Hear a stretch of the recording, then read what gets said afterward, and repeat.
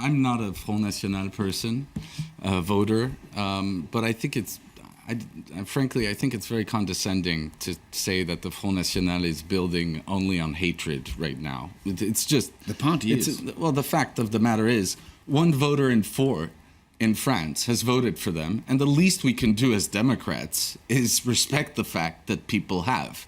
Now, it's not my cup of tea, let's be quite clear. But for me, the first thing is to be humbled by these results and to accept them.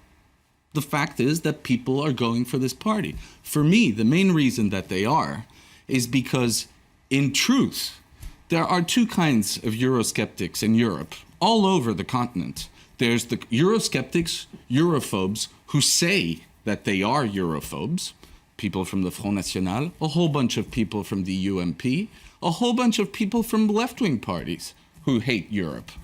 But then you have a whole other class of people who pretend to be Europhiles and who in truth are never defending Europe, ever.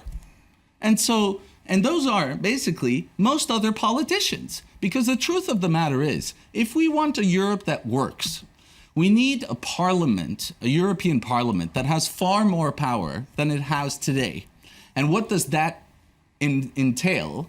It means a reduction of the weight and the power of national parliaments.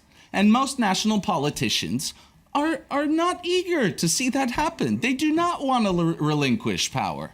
And so the result is that you have people who purport to be pro-European, who spend their time. I've spoken to tens of young politicians in France who wanted to run in these elections and who were told by their respective hierarchies that, no, you're not going to run in the European elections. That's the second-class election. You save yourself for the national elections, for the legislative elections that are coming up in 2017.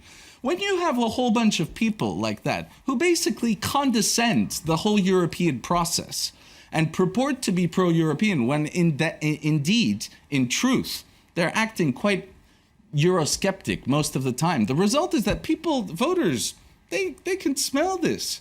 And basically they say, oh, listen, if you're not going to truly support Europe, I'm going to go for the people who actually are truly, openly anti-European. All right, Stephen Wolfe, your thoughts on that?